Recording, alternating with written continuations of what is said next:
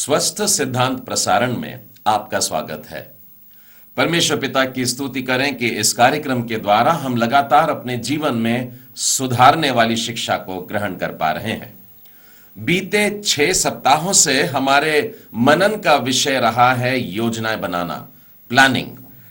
एक महत्वपूर्ण सच्चाई हमेशा स्मरण रखिएगा कि परमेश्वर की इच्छा और परमेश्वर की योजना का विरोध संसार और शैतान लगातार करते रहते हैं।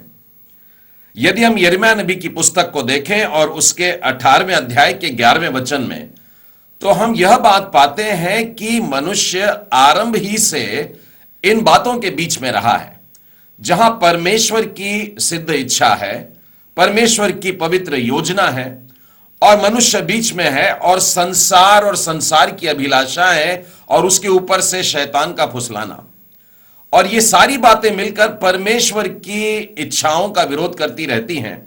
और अब मनुष्यों की जरूरत है कि वो सही चुनाव करें।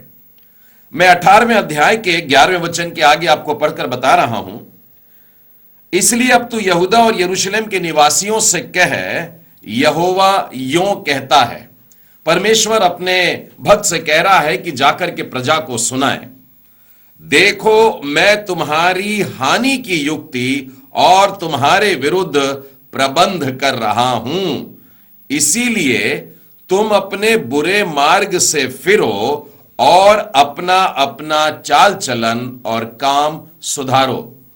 परमेश्वर ने अपने नबी के द्वारा लोगों को यह कहला भेजा कि तुम्हें मन फिराने की जरूरत है, तुम्हें अपने कुमार्ग से फिर करके सुमार्ग पर आने की जरूरत है। अपने पुराने मैले कुचले कामों को छोड़ो, मन को फिराओ और भलाई में लग जाओ। लेकिन मनुष्य देखिए किस प्रकार का चुनाव करता है। अगले वचन में लिखा है, परंतु वे कहते हैं ऐसा नहीं होने का, हम तो अपनी ही कल्पनाओं के अनुसार चलेंगे और अपने बुरे मन के हठ पर बने रहेंगे। परमेश्वर की जो पुकार है, परमेश्वर के विरुद्ध अब मनुष्य ने आवाज उठाया।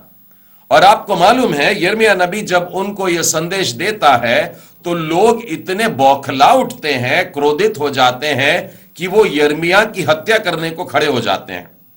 18वें वचन में यो लिखा है, तब वे लोग कहने लगे, चलो यिर्मयाह के विरुद्ध युक्ति करें, क्योंकि न याजक से व्यवस्था, न ज्ञानी से सम्मति, न भविष्यवक्ता से वचन दूर होंगे। आगे लिखा है, आओ हम उसकी जीभ पकड़कर काट डालें और फिर बाद में उसकी कुछ सुनना नहीं पड़ेगा। परमेश्वर के भले भक्तों के साथ में, परमेश्वर के जो सच्चे भक्त होते हैं उनके साथ में वैसा ही व्यवहार हो रहा था और आज भी हो रहा है। और मैं तो यह समझता हूं कि आज की हालत पहले से और भी ज्यादा बदतर होने लगी है। नीति वचन के 11वें अध्याय में आइए और उसके 14वें वचन में से आपको बताता हूं। आज की हालत भी वैसी ही है, बल्कि मुझको लगता है ये तो और भी बदतर हो चली है। और इसीलिए हमारे मनन का विषय है योजना बनाना, और यह बेहद गंभीर विषय हो जाता है। हम सीख रहे हैं हाउ नॉट टू प्लान, योजना कैसे न बनाएं। अब तक हम लोगों ने इस विषय पर 6 पाठ सीख चुके हैं। Up till now, we have learned 6 lessons on how not to plan. Lesson number 1 was, do not ignore the general Bible teachings. पहला पाठ था, बाइबल की सामान्य शिक्षाओं की उपेक्षा न करें। Lesson number 2, do not pray just for God's endorsement to your plan. प्रार्थना केवल इसीलिए न करें कि आपकी योजनाओं के लिए आपको परमेश्वर से समर्थन प्राप्त हो जाए। Lesson number 3 was, do not be like the horse or the donkey. तीसरा पाठ था, घोड़े या गधे की तरह न बने। Lesson number 4, do not depend on your strength or your substance. चौथा पाठ था, अपनी सामर्थ्य अथवा अपनी उपलब्धियों पर निर्भर न रहें। Lesson number 5, do not wait for all the questions to be answered. पांचवा पाठ था, सभी प्रश्नों के उत्तर मिलने तक न रुकें।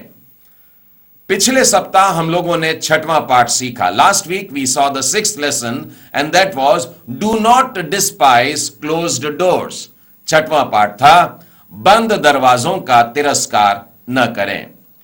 Today we shall be seeing the seventh lesson. आज हम लोग सातवां पाठ सीखने जा रहे हैं, हाउ नॉट टू प्लान, योजना कैसे न बनाएं। Do not over consult people, लोगों से अत्यधिक परामर्श न लें। आई रिपीट, मैं इसे दोहराता हूं, lesson number 7 under how not to plan, योजना कैसे न बनाए, इसके अंतर्गत सातवां पाठ है, do not over consult people, लोगों से अत्यधिक परामर्श न लें। प्रियो, बाइबल वास्तव में हमें अपने जीवन के लिए, विशेष करके जहां महत्वपूर्ण मुद्दे आते हैं, उसके लिए चाहती है कि हम अनुभवी लोगों से, परमेश्वर के भय में चलने वालों से, पुरनियों से सलाह लें, परामर्श को लें। फिर भी मैं आपका ध्यान नीति वचन के 11वें अध्याय और उसके 14वें वचन की ओर लेकर के जाता हूं। जहां बुद्धि की युक्ति नहीं, वहां प्रजा विपत्ति में पड़ती है, परंतु सम्मति देने वालों की बहुतायत के कारण बचाव होता है। आपने अगर गौर से इस वाक्य को सुना होगा तो आपके मन में यह प्रश्न उठा होगा कि मैं तो आज का पाठ यह लेकर के आया हूं कि लोगों से अत्यधिक परामर्श या सलाह न लें, जबकि आज का वचन जो अभी पढ़ा गया वो कह रहा है कि सम्मति देने वालों की बहुतायत से बचाव होता है। ऐसा नहीं लग रहा कि कहीं कुछ उल्टा हो गया? जी नहीं, ऐसी बात नहीं है।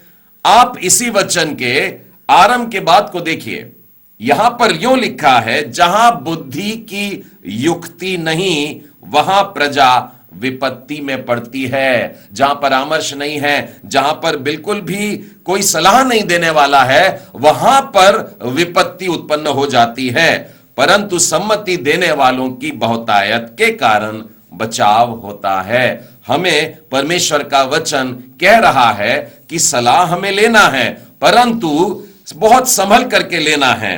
प्रियो, महत्वपूर्ण मुद्दे हमारे जीवन में बार बार आते हैं। हम लोग जीवन के चौराहों पर बार बार खड़े हो जाते हैं जहां हमको निर्णय लेना पड़ता है, और ऐसे समय पर बाइबल यह सिखा रही है कि तुम्हें परामर्श लेना जरूर चाहिए, लेकिन पाठ कह रहा है कि बहुत सारे लोगों से परामर्श ना लें। अगर हम बहुत सारे लोगों से परामर्श लेंगे, सब लोग अलग अलग सलाह देते हैं और हम दुविधा में पड़ जाएंगे।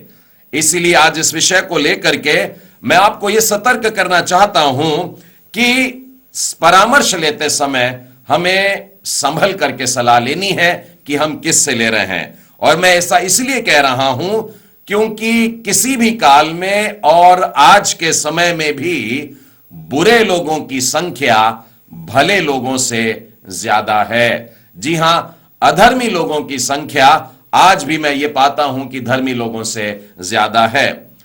प्रभु यीशु ख्रीस्त के कहे हुए शब्द याद आते हैं जब उन्होंने ये कहा था कि चौड़ा मार्ग है जो नाश की तरफ ले जाता है, और उस पर कितने लोग चल रहे हैं? बहुत लोग हैं जो इस चौड़े मार्ग पर, नाश के मार्ग पर जा रहे हैं। फिर यीशु ने दूसरा मार्ग भी बताया जिसके लिए वो कहते हैं कि वो सकरा मार्ग है और वो जीवन में लेकर के जाता है, लेकिन उसके बावजूद भी कितने लोग हैं जो उस पर चल रहे हैं?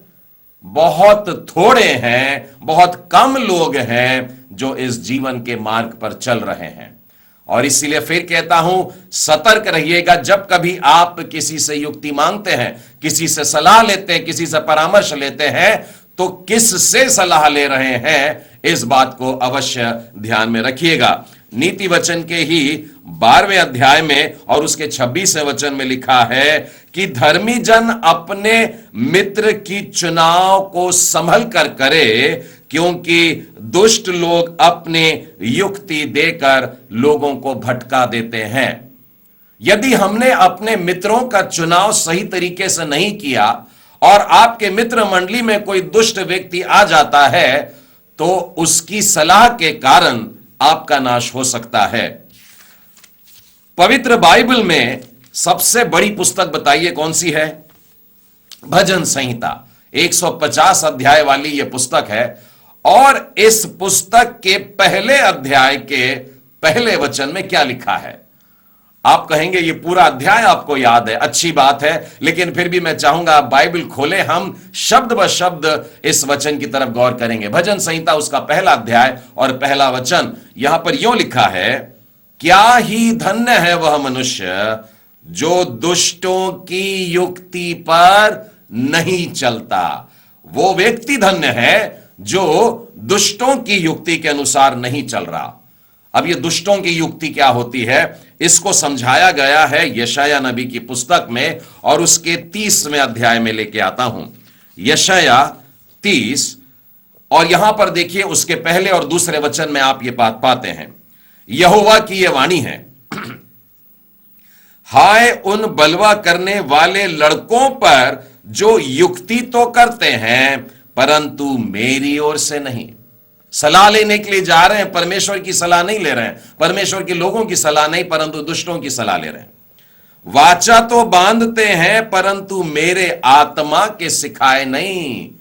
अपनी मन की इच्छा के अनुसार वाचाएं चल रही हैं, परमेश्वर की आत्मा के चलाए नहीं चल रहे। और ऐसा करने से पाप के ऊपर पाप बढ़ते जाता है। जब गलत तरीके से काम चल रहा है, गलत योजनाएं चल रही, गलत परामर्श, और उसके कारण गलत योजनाओं पर काम करने लगते हैं, तब पाप पर पाप बढ़ने लगता है। दूसरे वचन में देखिए क्या लिखा है, वे मुझसे बिन पूछे मिस्र को जाते हैं कि फिरौन की रक्षा में रहें और मिस्र की छाया की शरण में रहें। परमेश्वर के लोग परमेश्वर को छोड़ करके मिस्र में जा रहे हैं, अंधकार में जा रहे हैं, अन्य जातियों के पास में जा रहे हैं, अपनी सुरक्षितता के लिए, अपने को शरण में लेने के लिए, अपने बचाव के लिए वे अन्य जातियों की ओर फिर गए। प्रियो, बाइबल इस बात के लिए और परमेश्वर का वचन इस बात के लिए सीधा चेतावनी दे रहा है कि अपने लिए परामर्श लेने के लिए, अपने लिए युक्तियां पूछने के लिए अन्य जातियों के पास में ना जाएं। और परमेश्वर इससे कहता है कि पाप पर पाप बढ़ता जाता है। देखिए, विश्वासियों को भी अगर आप देखें तो मैं पाता हूं कि विश्वासियों में भी दो प्रकार के विश्वासी हैं। एक प्रकार के विश्वासी वे हैं जो आत्मिक विचार रखने वाले विश्वासी हैं, और दूसरे विश्वासी हैं जो सांसारिक विचार को लेकर के इस दुनिया में जी रहे हैं। पहली बार हमने देखा कि अन्य जातियों के पास में नहीं जाना है, अब हम विश्वासियों के पास में आ रहे हैं। विश्वासियों में अब दो प्रकार मिल रहे हैं, एक आत्मिक विचार रखने वाले और दूसरे सांसारिक विचार रखने वाले। मैं चाहूंगा आप फिलिपियों के नाम पौलुस प्रेरित की पत्री को खोलिए और उसके 3 अध्याय में आइए, और वहां पर उसके 18वें और 19वें वचन में, क्योंकि बहुत से ऐसी चाल चलते हैं जिनकी चर्चा मैंने तुमसे बार बार की है और अब भी रो रो करके कर रहा हूं। बड़ी गंभीर बात है।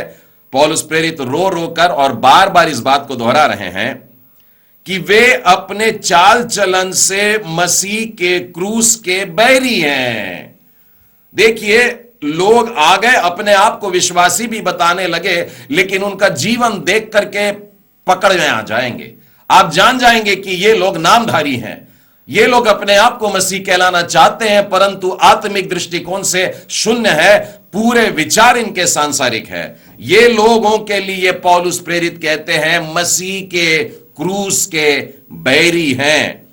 19वें वचन में लिखा है, उनका अंत विनाश है, उनका ईश्वर पेट है, वे अपनी लज्जा की बातों पर घमंड करते हैं और पृथ्वी के वस्तुओं पर मन लगा करके रखते हैं।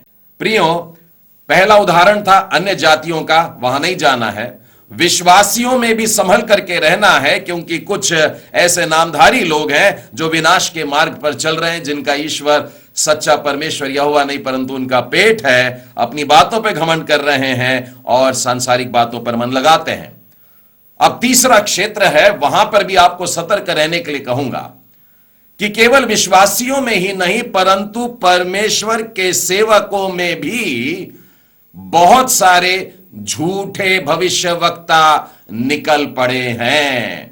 सेवकों में भी हम पाते हैं कि दो प्रकार के सेवक हैं, जो परमेश्वर के सच्चे सेवक हैं वे, और कुछ ऐसे भी लोग हैं जो प्रभु यीशु मसीह के शब्दों में देखते हैं। आइए मत्ती रचित सुसमाचार में आए और उसके 7वें अध्याय में सेवकाई के आरंभ में प्रभु यीशु हमें सतर्क कर रहे हैं। 15वें वचन में वे कह रहे हैं, झूठे भविष्यवक्ताओं से सावधान, जो भेड़ों के भेष में तुम्हारे पास में आते हैं, परंतु कैसे हैं? वास्तव में वे फाड़ने वाले भेड़िए हैं।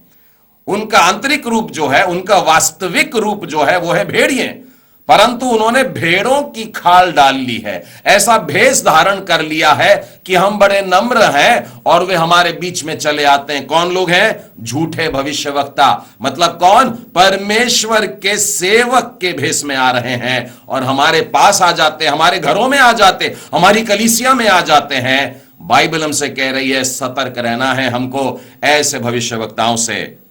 आगे लिखा है, उस दिन बहुत से लोग मुझसे कहेंगे, हे प्रभु, क्या हमने तेरे नाम से भविष्यवाणी नहीं की और तेरे नाम से दुष्ट आत्माओं को नहीं निकाला और तेरे नाम से क्या हमने आश्चर्य कर्म नहीं किए?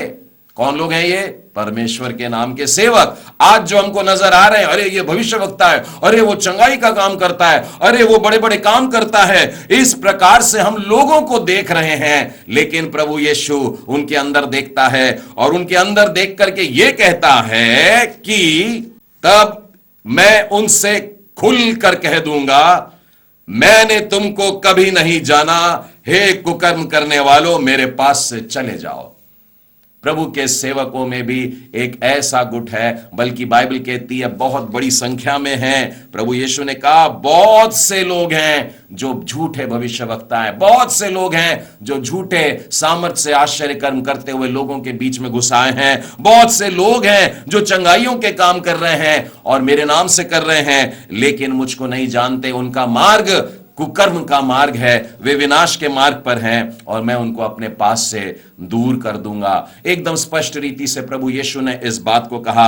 यह सेवकाई के शुरू की बात है और जब प्रभु यीशु की सेवकाई के, पृथ्वी पर की सेवकाई के अंतिम दिनों की बात आती है, मत्ती रचित सुसमाचार के 24वें अध्याय में आइए, जैतून के पहाड़ पर अपने शिष्यों से बात कर रहे हैं, वहां पर भी वे फिर से एक बार अपने लोगों को सतर्क कर रहे हैं। 11वें वचन में लिखा है, बहुत से झूठे भविष्यवक्ता उठ खड़े होंगे और बहुतों को भरमा देंगे। हमें सतर्क रहने की जरूरत है प्रियो। परमेश्वर के सेवकों में भी हमें परामर्श आंख मूंद करके नहीं ले लेने का है, परंतु उनके जीवन को देख करके जानिए और परखने वाली आत्मा परमेश्वर से मांगिए कि ये वास्तव में परमेश्वर के सेवक हैं या नहीं। और जब हम ऐसा करेंगे तो हम जान जाएंगे और उनसे परामर्श ले या ना ले, यह बात हमारे लिए स्पष्ट हो जाएंगी। केवल प्रभु यीशु ने ही नहीं, परंतु मैं जानता हूं प्रेरितों ने भी हम लोगों को ऐसे झूठे भविष्यवक्ताओं से सतर्क रहने के लिए कहा है।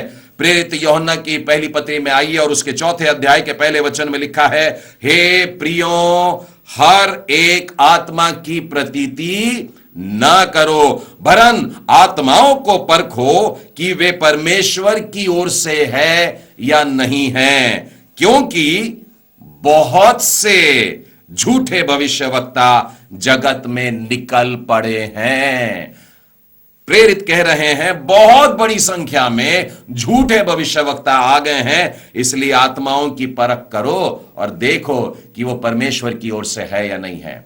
तो प्रियो, हमने यह देखा कि चाहे सांसारिक लोग हैं, साधारण लोग हैं, तो उसमें भी अधर्मियों की संख्या धर्मी लोगों से ज्यादा है। यदि हम विश्वासियों को देखें तो आत्मिक विचार रखने वाले विश्वासियों की संख्या कम है और सांसारिकता को पकड़ करके चलने वाले विश्वासी लोग ज्यादा हैं। और जब मैं परमेश्वर के सेवकों को देखता हूं तो बाइबल कहती है उसमें भी झूठे भविष्यवक्ता बहुत सारे हैं और शुद्ध सुसमाचार सुनाने वाले या खरा उपदेश देने वाले सेवक परमेश्वर के बहुत कम लोग हैं। ऐसे लोगों के पास अगर हम जाते हैं तो ये लोग हमारे सोच विचार में मिलावट कर देते हैं और ऐसे लोगों के कारण हमारे विचारों में, हमारी इच्छाओं में एक नकारात्मकता आ जाती है। प्रभु यीशु ने ऐसे परिस्थिति से अपने आप को हमेशा दूर रखा। ऐसी गलत योजनाएं सुनाने वाले, गलत युक्तियां देने वाले, गलत परामर्श देकर के प्रभु यीशु को भी बहकाने वाले लोग थे। उदाहरण के लिए मैं आपको फिर एक बार सुसमाचार में लेकर के चलता हूं, यूहन्ना रचित सुसमाचार और उसके 7वें अध्याय में यहां पर प्रभु यीशु को एक स्कीम दे रहे हैं उसके अपने भाई। यहूदियों के झोपड़ी का पर्व निकट था, इसलिए उसके भाइयों ने उससे कहा, यहां से यहूदिया को जा और जो काम तू करता है उन्हें चेलों को वहां भी दिखा, क्योंकि ऐसा कोई ना होगा जो प्रसिद्ध होना चाहे और छिप कर काम करे। यदि तू यह काम करता है तो अपने आप को जगत पर प्रकट कर। सुनने से ऐसा लग रहा है कि प्रभु यीशु मसीह के जो ये भाई हैं, उसके अपने सगे हैं, ये लोग प्रभु यीशु की प्रसिद्धि की बात सोच रहे हैं कि भाई जा और थोड़ा ऊंचे स्थान पर जाकर के और बड़ी भीड़ के सामने जाकर के ये सब काम कर, तो तू बहुत प्रसिद्ध हो जाएगा, तेरा काम आगे बढ़ेगा। लेकिन आपको मालूम है प्रभु यीशु उनको क्या उत्तर देते हैं? यीशु ने कहा, मेरा समय अभी तक नहीं आया। तुम्हारे लिए तो सब समय से एक से है, लेकिन मेरा समय अभी नहीं आया। और उस बात को टाल देते हैं, अपने भाइयों के परामर्श को ठुकरा देते हैं। और आपको मालूम है क्यों ठुकरा दिया उन्होंने? 5वें वचन में लिखा है, क्योंकि यीशु के भाई भी उस पर विश्वास नहीं करते थे। अविश्वासियों की परामर्श नहीं लेने का है, जो प्रभु की इच्छा पर नहीं चलते हैं उनके परामर्श हम लोगों को नहीं लेने का है। प्रभु यीशु के जीवन में एक और घटना घटी। मत्ती रचित सुसमाचार और उसके 16वें अध्याय में आइए, वहां पर उसका एक शिष्य है शिमोन पतरस, जो उसको कुछ सलाह देने वाला है। 16वें अध्याय के 21वें वचन के आगे मैं आपको लेकर के चलता हूं। यहां पर लिखा है, उस समय से यीशु अपने चेलों को बताने लगा। प्रभु यीशु मसीह के खास कार्य का समय निकट आ गया है। अवश्य है कि मैं यरूशलेम को जाऊं और पुरनियों और प्रधान याजकों और शास्त्रियों के हाथ से बहुत दुख उठाऊं और मार डाला जाऊं और तीसरे दिन जी उठूं। यह बात सुन करके शिष्य परेशान हो गए होंगे, लेकिन शिष्यों में से एक शिमोन पतरस यीशु को कुछ समझा रहा है। इस पर पतरस उससे अलग ले जाकर के झिड़कने लगा। यीशु को झिड़क रहा है, कहता है, हे प्रभु, परमेश्वर ना करे, तेरे साथ ऐसा कभी नहीं होगा। वो चाहता है कि यीशु यरूशलेम को ना जाए और उसको पकड़वाया ना जाए और उसको मारा पीटा ना जाए और उसको मार डाला ना जाए। पतरस ने शायद वो शब्द नहीं सुना। यीशु ने कहा, तीसरे दिन जी उठूंगा। यीशु ने मुड़ करके पतरस से कहा, बड़ा भयानक शब्द है आगे, कहा, हे शैतान, मेरे सामने से दूर हो जा, तू मेरे लिए ठोकर का कारण है। क्यों? क्योंकि तू परमेश्वर की बातों पर नहीं परंतु मनुष्यों की बातों पर मन लगा रहा है। प्रभु यीशु ने अपने शिष्य को डांट करके कहा, परमेश्वर की बातों पर तू मन नहीं लगा रहा है, तू संसार की बातों पर, मनुष्य की बातों पर लगा रहा है। प्रभु यीशु ने जिस प्रकार से परामर्श लेते समय बिल्कुल सतर्क रहे हैं, वैसे ही मैं प्रेरितों के जीवन में देखता हूं। बहुत सारी घटनाएं हैं, लेकिन मैं पौलुस प्रेरित के सेवकाई से आपको बताना चाहता हूं। पौलुस प्रेरित अपने जीवन में, आप जानते हैं, दमिश्क के मार्ग पर जब वे थे तो उनका हृदय परिवर्तन हुआ और फिर उसके बाद में उनकी जब सेवकाई शुरू होती, यात्राएं शुरू होती है, वहां पर भी वे बड़े सतर्क हैं। मैं गलातियों की पुस्तक और उसके पहले अध्याय के 15वें वचन से आगे बोल रहा हूं, परंतु परमेश्वर की, जिसने मेरी माता के गर्भ ही से मुझे ठहराया और अपने अनुग्रह से बुला लिया, जब इच्छा हुई कि मुझ में अपने पुत्र को प्रकट करे कि मैं अन्य जातियों में उसका सुसमाचार सुनाऊं, तो ध्यान दीजिएगा, तो न मैंने मांस और लहू से सलाह ली, न यरूशलेम को उनके पास गया जो मुझसे पहले प्रेरित थे, पर तुरंत अरब को चला गया और फिर वहां से दमिश्क को लौट आया। फिर 3 वर्ष के बाद मैं कैफा से भेंट करने के लिए यरूशलेम गया, लेकिन उसके साथ मात्र 15 दिन रहा, परंतु प्रभु के भाई याकूब को छोड़ और प्रेरितों में से किसी से भी न मिला। पौलुस प्रेरित यहां पर एक सूची दे रहे हैं कि मैं ये नहीं किया, मैं ये नहीं किया और मैं इस जगह पर नहीं गया। उन्होंने परामर्श लेने के लिए किसी मनुष्य के सामने हाथ नहीं विनती नहीं की, वे यरूशलेम को नहीं गए, वे प्रेरितों के सामने जाकर के नहीं लिए और ना ही पतरस के पास ज्यादा समय बिताए, मात्र 15 दिन। और लिखा है केवल एक स्थान पर रहे, याकूब के साथ में थोड़ा समय उन्होंने जरूर बिताया। पौलुस प्रेरित स्पष्ट कर रहे हैं इस बात को कि वे बहुत सारे लोगों से परामर्श नहीं लेंगे, परमेश्वर से सीधे बात करके।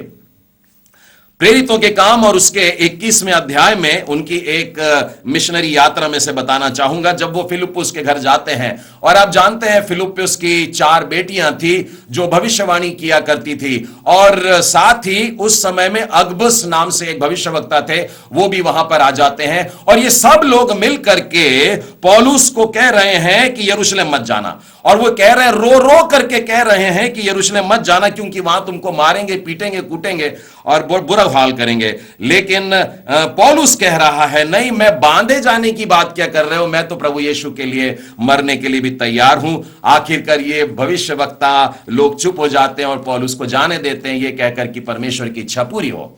अब आप मुझे यह बताइए कि पौलुस ने सही किया या गलत किया? मैं समझता हूं बिल्कुल सही किया। देखिए प्रेरितों के काम 23वां अध्याय और उसका 11वां वचन, उसी रात प्रभु ने उसके पास खड़े होकर के कहा, हे पौलुस, ढारस बांध, क्योंकि जैसे तूने यरूशलेम में मेरी गवाही दी, वैसे ही तुझे रोम में भी देनी है। कहने का मतलब प्रभु यीशु उसकी इस बात से बिल्कुल सहमत था। प्रियो, हमें बहुत जरूरी है कि हम परमेश्वर की आवाज को पहचाने। प्रभु यीशु कहते हैं, मेरी भेड़ें मेरा स्वर पहचानती हैं। जब कोई पराया व्यक्ति आता है, जब कोई अजनबी आता है, तो वो उसकी आवाज को नहीं सुनती।